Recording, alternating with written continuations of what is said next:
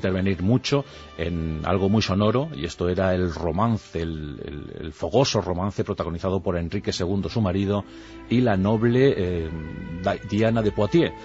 Bueno, pues la duquesa de Valentinois, un título, por cierto, que había ostentado César Borgia. Bueno, pues esa duquesa era muy guapa, muy esbelta, dicen que divina, y tenía cautivado el ánimo de Enrique II. Aquí Catalina, que sufrió muchísimo ese romance de su marido, pues nunca quiso levantar escándalo o malas habladurías. Incluso dicen que llegó a congeniar con Diana de Poitiers, y que juntas pues fueron a fiestas, y que incluso en alguna ocasión Diana dijo a su amante que se acostase más, que yaciese más en compañía de su esposa. Pues por entonces Catalina no terminaba de quedarse embarazada. Al principio de su relación, desde que se casaron en 1533, en los primeros 4 años, Catalina no se quedaba encinta, y esto suscitaba toda suerte de comentarios negativos hacia la italiana.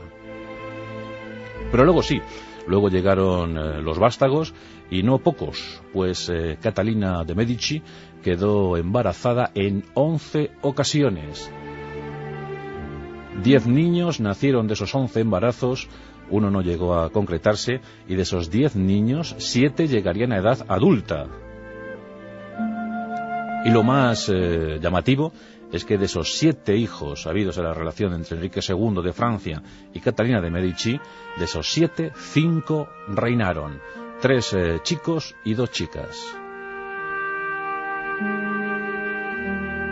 Una historia, la verdad es que muy interesante, porque Catalina era una mujer interesada por todo, era una mujer humanista, que protegió a los humanistas, pero también pues muy dada a su cultura renacentista. Venía de Italia, venía de Florencia, un sitio donde todo llamaba la atención, donde la curiosidad se desataba, se quería saber todo, sobre todo.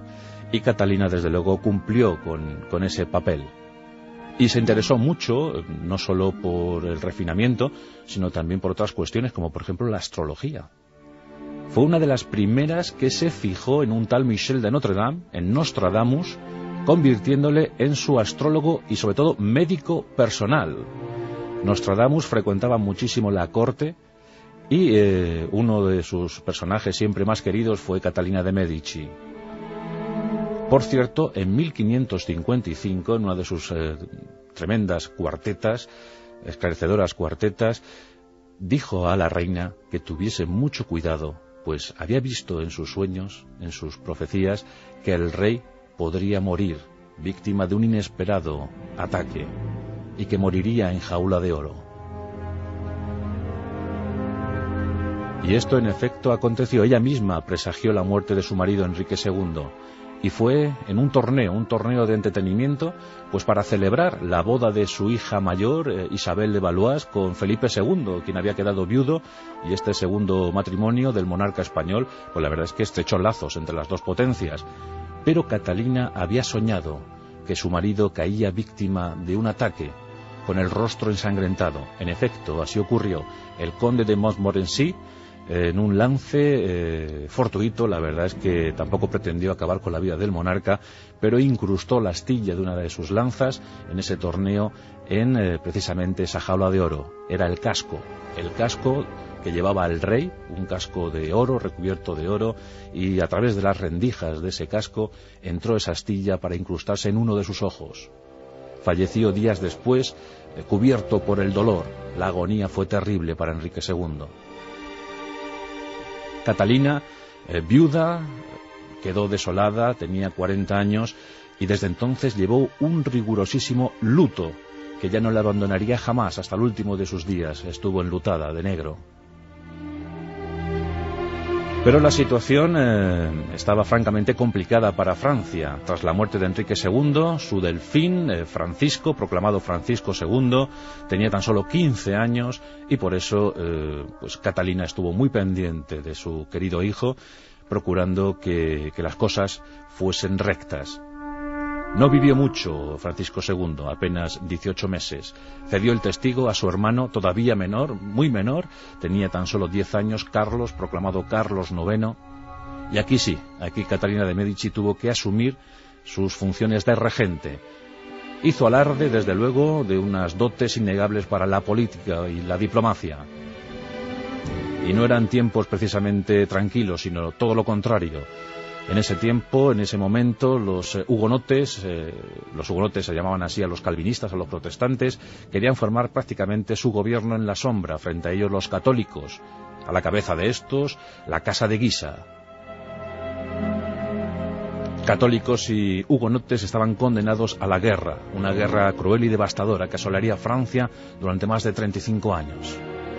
Catalina en este tiempo intenta mediar, intenta estar a bien con unos y con otros. Sabe que ese equilibrio de fuerzas es fundamental para que Francia sobreviva.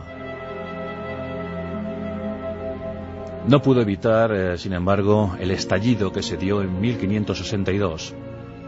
Ahí se iniciaron esas revueltas, esas guerras religiosas que acabarían con la vida de cientos de miles de franceses.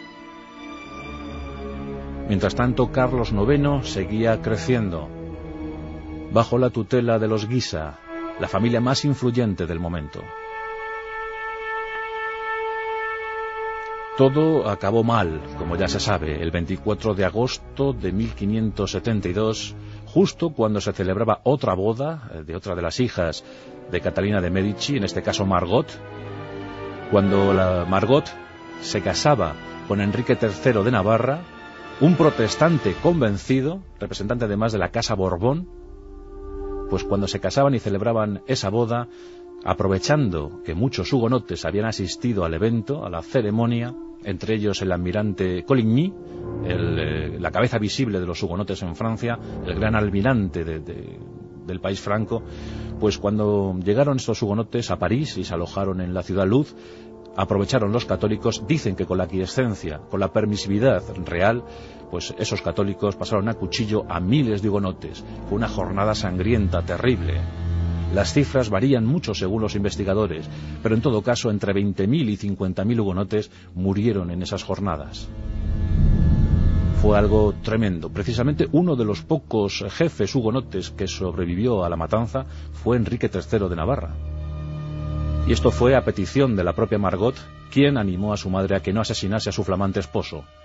Sería otra situación trascendental para Francia, pues este Enrique III de Navarra, el Borbón, sería sucesor de los Valois y se proclamaría Enrique IV de Francia, tras su conversión al catolicismo años después, en 1589, con aquella frase célebre, aquello cuando le dijeron ¿Cómo es que te conviertes al catolicismo? Enrique III de Navarra, a punto de convertirse en Enrique IV de Francia, dijo: París, bien vale una misa. Y mientras tanto, Catalina de Medici seguía en su querido país de adopción, pues instaurando modas. Por ejemplo, se le atribuye